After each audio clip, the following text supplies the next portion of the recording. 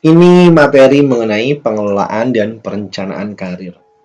Hal yang menarik, seandainya Anda rutin menyimak materi dari kuliah online saya, di mata kuliah Business Plan, saya sempat menginformasikan mengenai konsep dari Robert Kiyosaki. Robert Kiyosaki memiliki konsep dengan cash flow quadrant. Nah, begitu biasanya saya menyebut. Jadi ada beberapa kuadran di mana orang-orang bisa memperoleh uang dari kuadran-kuadran tersebut. Ada employee, self-employee, owner, dan investor. Jadi secara garis besar orang mendapatkan uang dari 4 kuadran tersebut. Intinya itu. Detail nanti Anda bisa simak ya. Ada di materi business plan saya YouTube.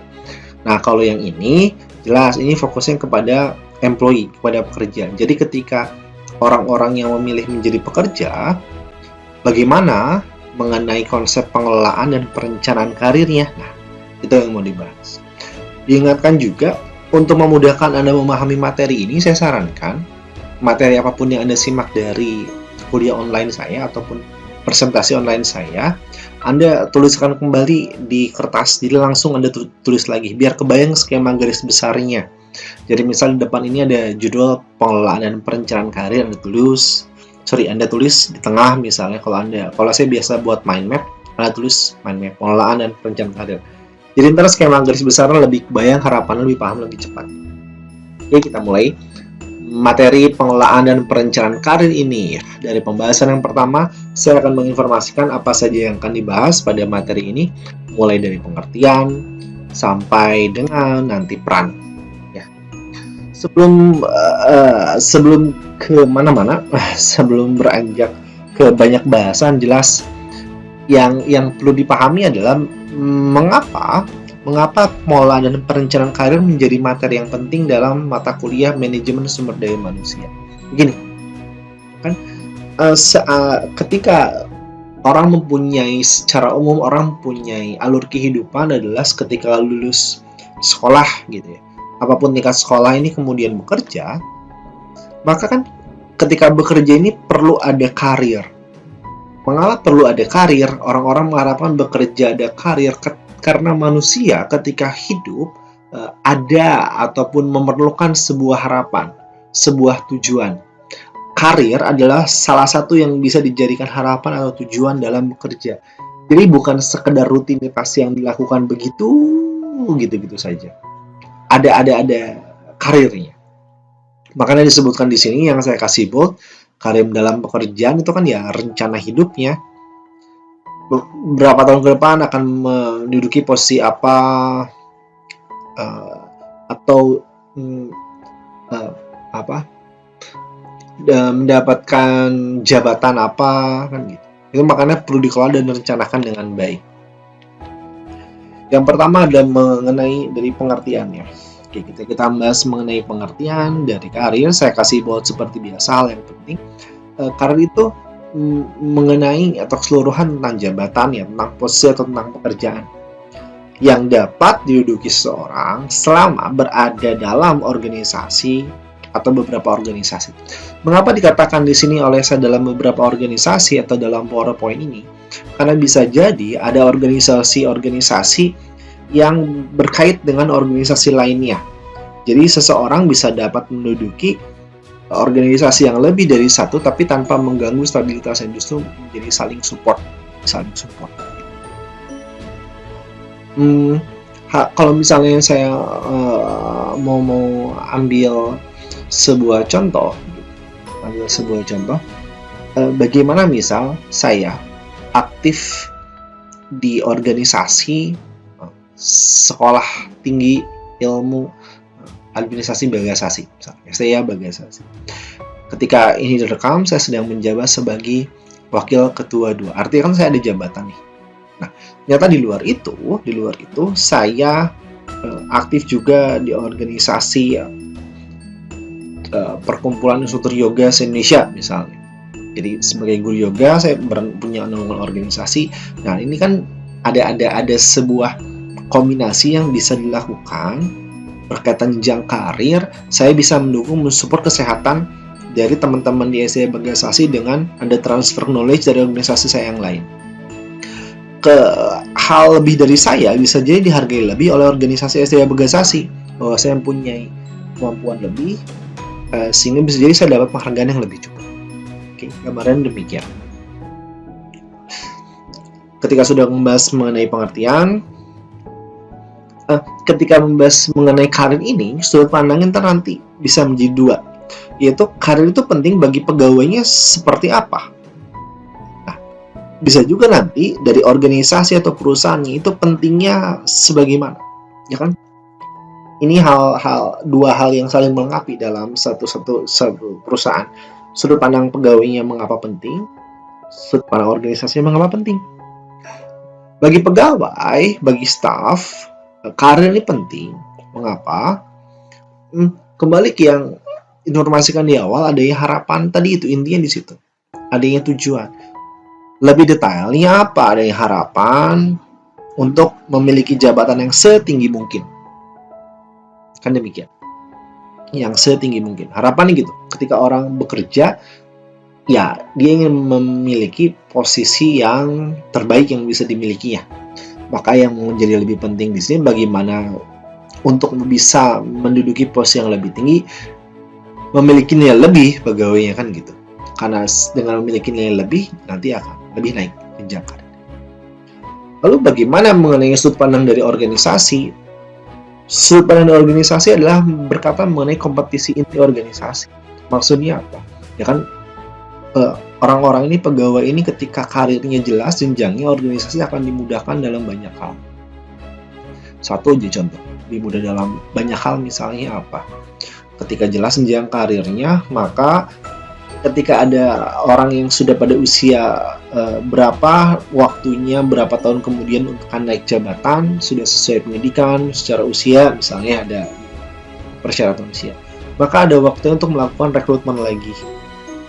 Nah, itu kan maksudnya pertimbangan yang jelas jadi organisasinya untuk menentukan bagaimana kompetensi dari inti organisasi dan kondisi sumber daya manusianya.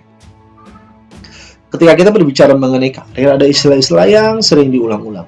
Makanya kita samakan persepsinya. Seperti ketika orang berkata mengenai apa itu karir, ya itu kan seluruh jabatan.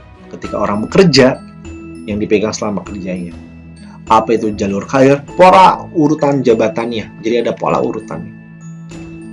Lalu apa itu sasaran-sasaran karir? Yaitu yang di-catching kalau bahasa saya, kan maksudnya. Yang ditujunya apa? Posisi waktu mendatang. Lantas apa itu perencanaan karir?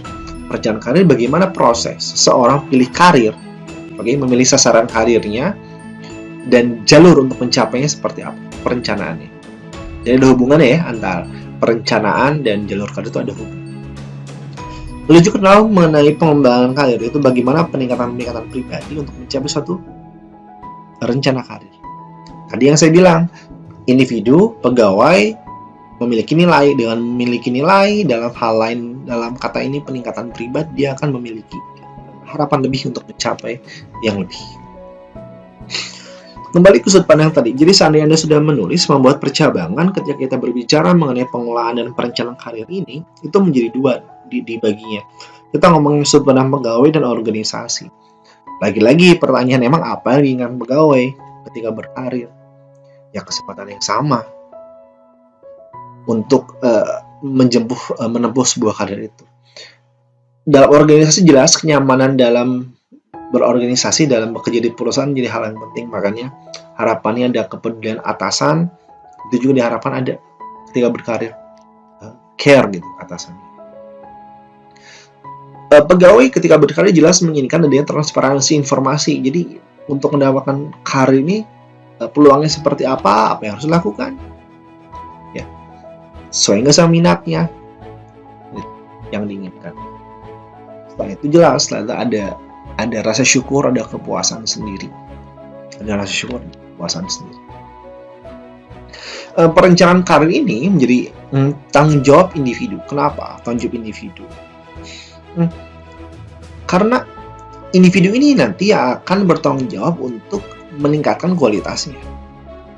Organisasi memang punya kepentingan ya ketika orang ataupun pegawainya memiliki jalur karir. Tapi untuk dapat melakukan perencanaan karir dan bergerak, yaitu ya menjadi tanggung jawab dari pegawainya sendiri. Dari sisi pegawai, ada keuntungan apabila organisasi juga peduli, apabila atasannya peduli.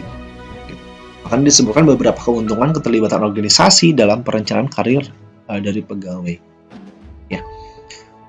Dari sisi pegawai, dengan adanya kepedulian dari atasan, kepedulian organisasi, adalah hal yang bisa dicapai dari sudut pandang yang pada slide sebelumnya, dari sudut pandang pegawai. Nah, kalau yang sekarang, dari sudut pandang organisasi atau perusahaan atau berorganisasi bisa, katakanlah, nanti Anda baca sendiri ya, 1-10. Saya ngambil contoh secara acak nih, secara acak.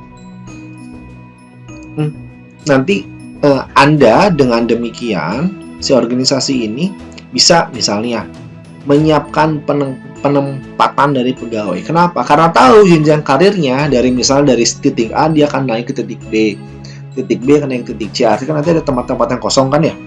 Ketika ada tempat-tempat yang kosong ini ya perlu lakukan rekrutmen. Keuntungan bagi organisasi. Lalu bagaimana mengenai faktor-faktor perencanaan dari karir ya? Nanti ada tiga poin. Yang pertama, tahapan-tahapan karir dalam organisasi. Ini kita lagi sudut pandangnya faktor-faktor perencanaan karir ya. Jadi ketika Anda menulis, harapannya lebih kebayang skema. Yang kedua tentang jangkar karir, lalu yang ketiga tentang jalur karir. Oke, nanti kita bahas satu persatu jelas.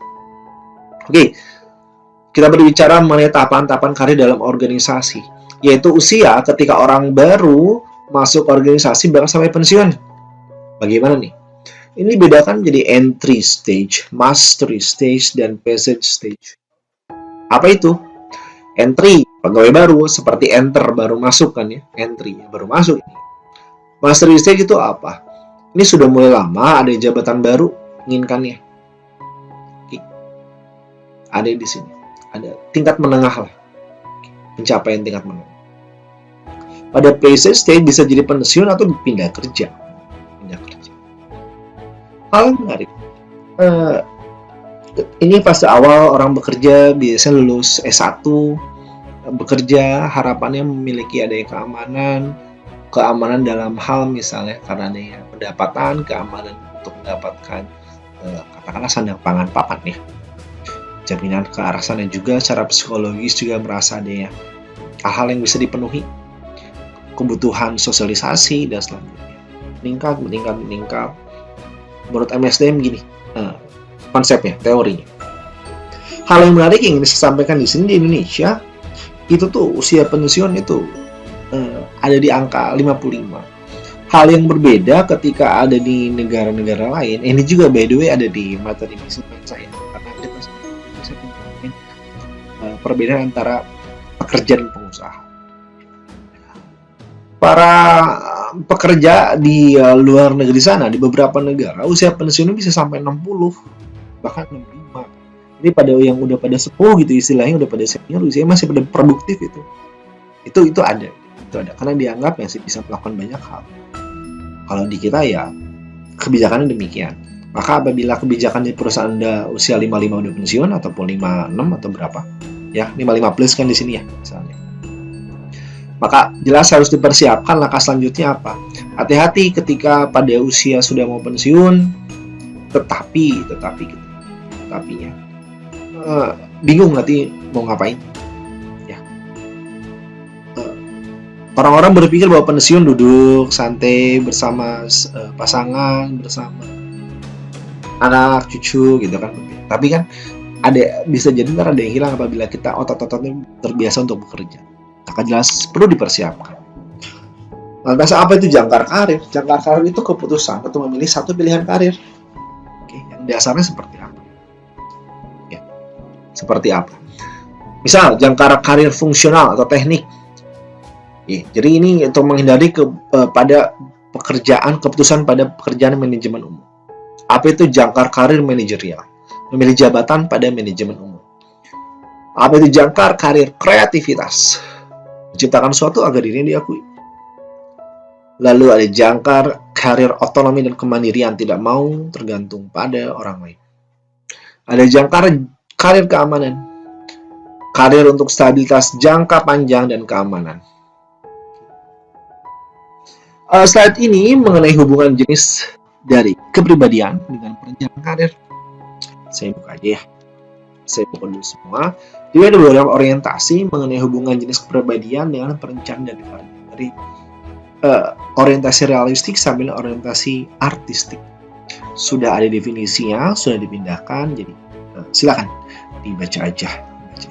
Rasanya kalau saya lihat kata-katanya juga mudah untuk dipahami atau dicari. Interpersonal misalnya mungkin ya yang jarang Anda dengar ya biasanya. Interpersonal itu berkaitan sama hubungan relasi orang dengan orang lain, ya dengan di luar dirinya. Apalagi kata-kata yang mungkin sulit Anda atau jarang. Kognitif, bagaimana bisa berpikirkan tentang sebab akibat, kan demikian. Ada kognisinya itu gampang ya. Nah. Oke, kita berbicara sekarang jalur karir.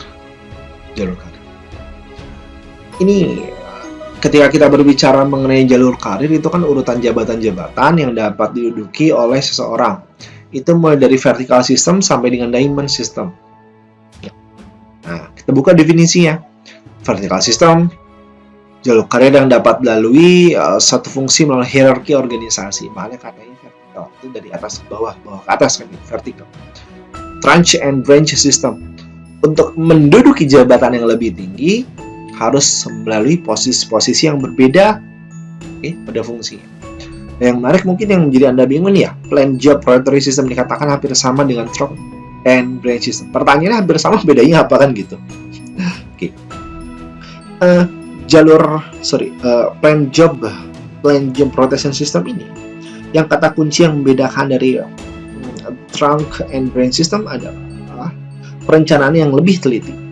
Jadi ketika mau mindahin orang ya, ketika mengalihkan seseorang dari satu jabatan ke jabatan lain terkait dengan karirnya, ini dilakukan dengan lebih teliti. Kalau yang trunk and branch system ini kan kata kuncinya pada jabatan yang lebih tinggi melalui posisi pada fungsi yang berbeda. Kemudian diamond system yang dilakukan pada organisasi dalam struktur ad hoc hierarchy. Secara arti ad hoc hierarchy itu mengkonsep mengenai energi tentang kreativitas. Jadi harapannya ada orang-orang yang berani ambil resiko, bereksperimen, out of the box gitu, out of the box. Ketika kita melihat contoh dari yang tadi jalur karir, lihat ada pendidikan ya. Ketika ada pendidikan pada D3 maka maksimal dia akan menjadi staff tingkat jabatannya. Dia kuliah lagi nih sampai S1 maka secara maksimal dia akan menjadi manajer. Ketika dia kuliah lagi S2 maka bisa menduduki jabatan eksekutif. Eksekutif. Nah, ini nanti bacanya bisa ke arah kanan kan gitu. Dalam waktu berapa lama bisa naiknya? Oke. Bagaimana peran organisasi dalam perencanaan karir? Ada pendidikan karirnya, informasi karirnya, bimbingan karir. Tadi sebutkan di awal ya, bahwa karyawan atau pegawai atau staf membutuhkan informasi karir. Jadi untuk naik itu seperti apa? Pendidikan karirnya, motivasi menjalankan pegawai kan karir dapat dicapai karena ada pendidikan yang lebih. Hal yang penting juga untuk disimak teman-teman nih, bertambah Anda sekolah ataupun kuliah bukan berarti memastikan Anda menambah wawasan ataupun keilmuan. Seandainya sekolahnya, kuliahnya tidak dijalani dengan seksama. Makanya ketika saya memiliki pengalaman sebagai HRD, ada hal-hal yang menarik ketika orang memberikan lamaran kerjanya dan saya yang melakukan seleksi, orang-orang tersebut tidak bisa mempertanggungjawabkan apa yang ada di CV. Nah, itu bahaya. Bagaimana Anda bisa memastikan bahwa Anda adalah orang yang jujur, bisa dipercaya, bertanggung jawab, sedangkan CV aja Anda tidak bisa bertanggung jawab. Bimbingan karir, upaya untuk menentukan jalur karir yang tepat. Oke. Lanjutkan, ada peran organisasi dalam perencanaan karir, entry stage, mastery stage, dan passing stage. Ada yang baru masuk kan ya, ada yang sudah tengah-tengah, ada yang sudah lanjut.